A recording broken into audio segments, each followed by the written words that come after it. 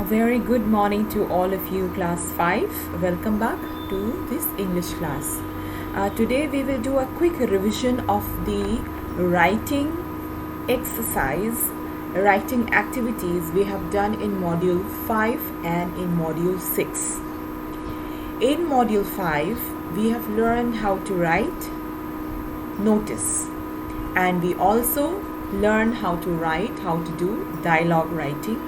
All of you did very well in dialogue writing. So today I'm going to revise the format for notice writing, and I'll give you just few tips to remind you how to write a dialogue. Okay, so let us first begin and let us see what did we learn in module 5 so far. In module 5, we have learned so far what is a proverb, and in the previous class I have explained meaning of few proverbs and how to use them, right? So in the revision in the previous class, when we did the revision of module 5, I have explained how to use a proverb and what is a proverb. Then we have learned some degree of comparison. Degree of comparison is when you compare quality of thing or people of the same quality. That is where degree of comparison is done. We have learned that there are 3 degrees of comparison: positive degree, comparative degree, and superlative degree. Positive degree shows or states the quality of something or someone. Comparative degree is used to compare 2 things or 2 people of same quality. And then the superlative degree, it is the highest degree of comparison. It is used to compare more than 2 things or people. It shows the best of the whole lot. Now we have learned how to form from positive degree, how to form comparative degree and superlative degree. There are certain rules which we have to follow in order to change a positive degree to comparative and superlative. These rules are: most of the positive degrees, if you add ER, it will become a comparative degree, and if you add EST, it will become superlative degree. Now positive degree which ends with letter Y, to convert it into comparative degree, you need to replace Y with I and add ER. And to convert it, to change it into superlative degree, you need to Y will change to I and you will add EST, like the example which is given here, like funny, funnier, funniest. Now in some adjectives that end in letter E, like here nice and simple, you need to add single R at the end to convert it, to change it into comparative degree, and you need to add ST to change it into superlative degree. This does not apply for all the comparative positive letters and letters ending with E. Not all the positive degree which ends with E. Not all, okay, but most of the, some of the, you can say that. Then we have learned that comparative form of many adjective of 2 syllable. 2 syllable means which has 2 sound, and all adjective of more than 2 syllable. If it is more than 2 syllable, then it will be, this rule will apply for all those positive degree. That to change it into comparative degree, we add more, and to change it into superlative degree, we add most. Right, so these were the things I have explained to you, how to change comparative degree, how to convert to comparative degree and superlative degree. We learn about some irregular adjectives. Now these irregular adjectives are very interesting because they do not follow any rule. They do not follow all the rules we have talked about. They do not follow any of these rules. What do? Is they sometimes change the whole word itself. Like good becomes better and best. Bad become worse and worst. Now children, you need to learn these words. As you know, as you read books, as you come across them, you will get many examples as you speak, and that is how you will learn. You cannot memorize all the words, okay? It is not possible to memorize all the irregular adjectives and say that these are the irregular adjectives. You will learn it by practice, okay? But you just have to be more alert when you learn new words, okay? When you learn new adjectives, when you learn any adjectives, you think that what would be the comparative degree of this adjective, what would be the superlative degree of this word. So if you keep, whenever you learn a new adjective, or when you like something very much and you want to appreciate it, think of some adjective to describe. Okay, suppose your mother cooked dinner and it is delicious. Then you want to give some, you want to appreciate your mother. Appreciate your mother. I'm not saying that. Say thank you. Thank you is, showing your gratitude, or you saying thank you. But if you want to appreciate, you want to, praise her cooking, then you can think of some adjectives. Now when you learn, you haven't think of that adjective. Now you think what would be the comparative and superlative degree. In a similar way, suppose you meet new friend, you meet some people, and you want to describe them. How would you describe them? What kind of adjective you will use? What will be the comparative degree of it? What will be the superlative degree of it? So in this way you will learn by practice. Okay, it is not possible to memorize all the adjectives and all the comparative and their comparative and superlative form. It is not possible. You will learn it only by practice. Then we have learned some order of adjectives. That means if a sentence has, let me lift this up. Let us say a sentence has more than one adjective. So how are you going to arrange those adjectives in your sentence? So there is an order of this, is how to arrange it, how to put them in your sentence.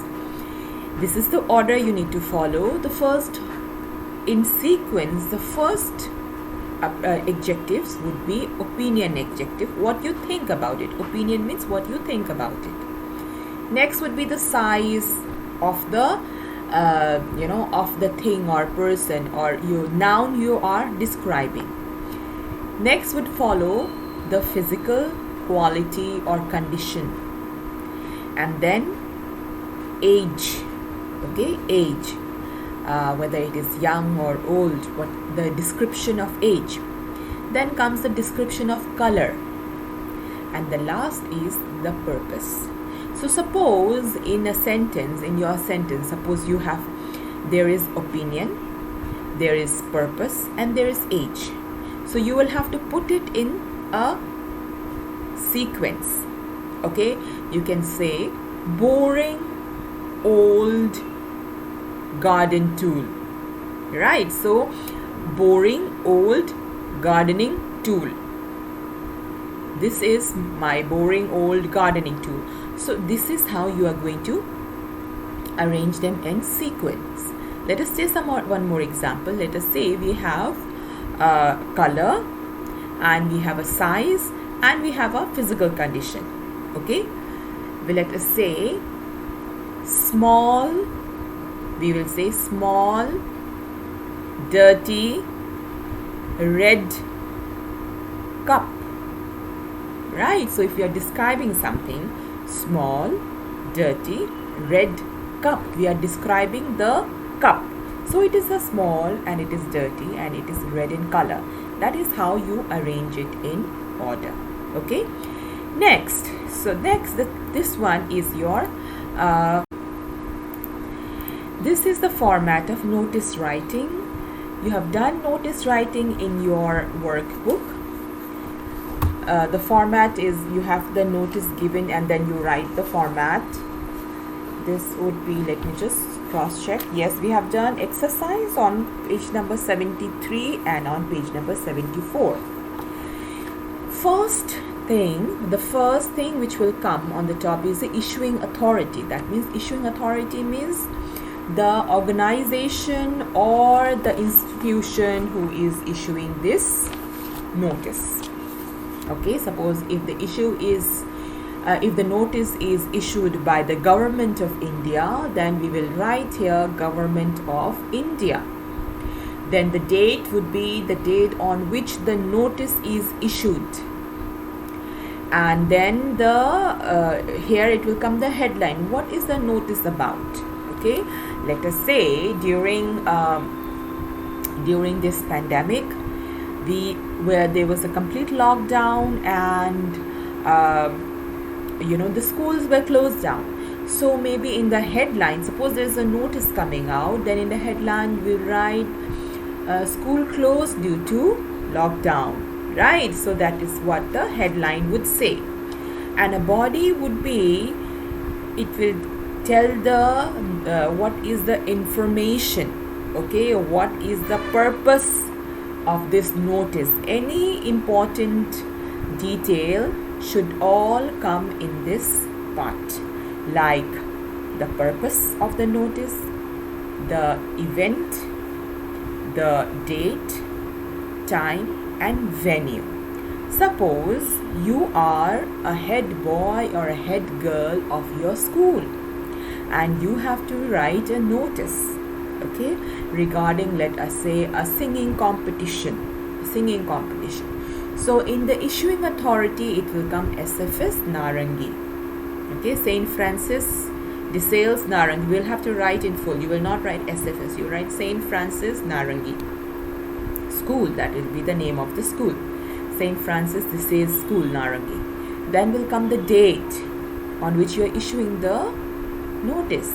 Headline you will write singing competition, and here in the body you will write the school is organizing a singing competition on, what is important now, what are the things you need to mention. You need to mention the date, the time, the venue, whom to contact and how to participate.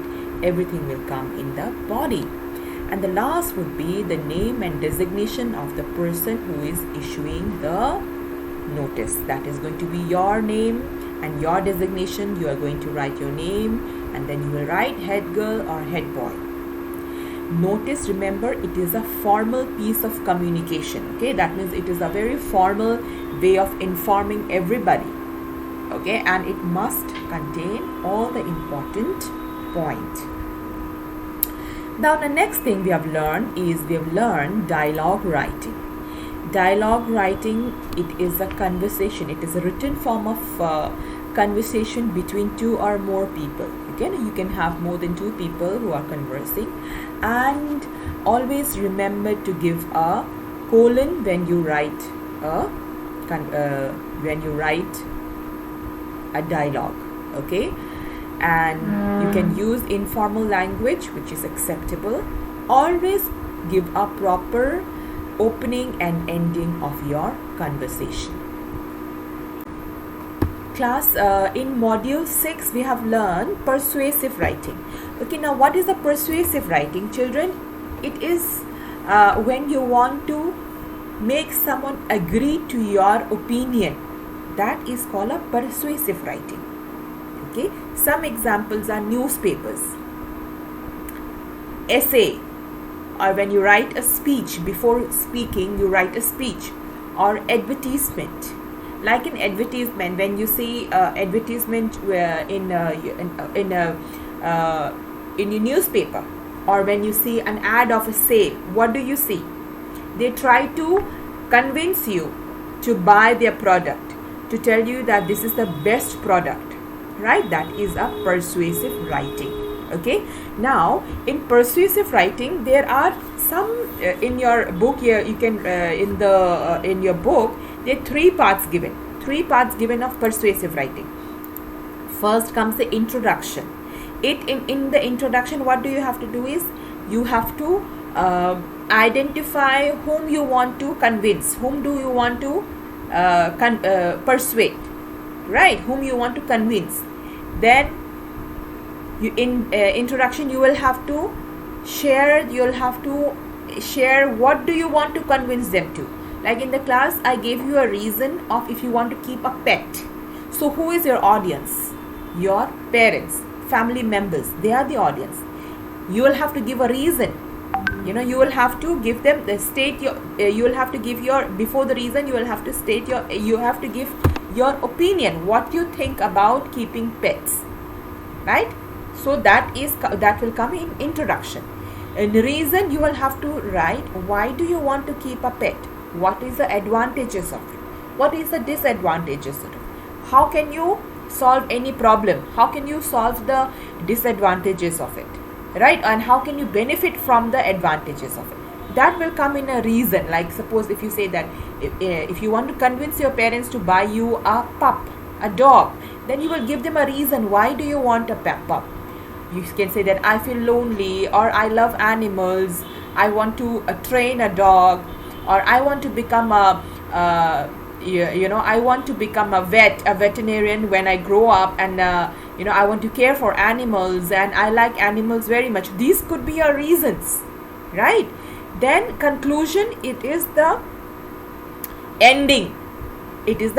So you can say that you can end the ending, you can give a conclusion like these are the reasons why I want to keep a pet, this is the reason why I want to have a dog at home, and I hope you all will agree to my you will think about me, and you will think about keeping a pet, you will think about all the reasons I have given. That is the conclusion.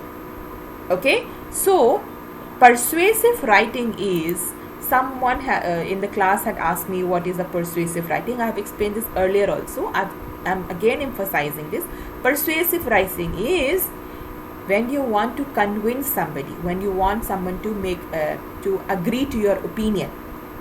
So how would you convince them? That is a persuasive writing, and that has three parts.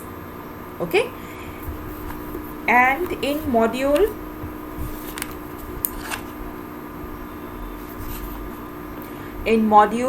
6 we also learned a story review. The story review is when you read any story, how will you give it a review? What are the things you will keep in mind when you want to give your review? Review means how will you grade that book? Okay, if you want to give your comment, what do you think about that book? Okay, that is called a book review. Okay, so we have done this exercise also.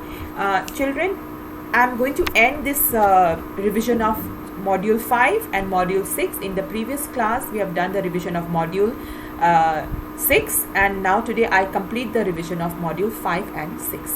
Thank you.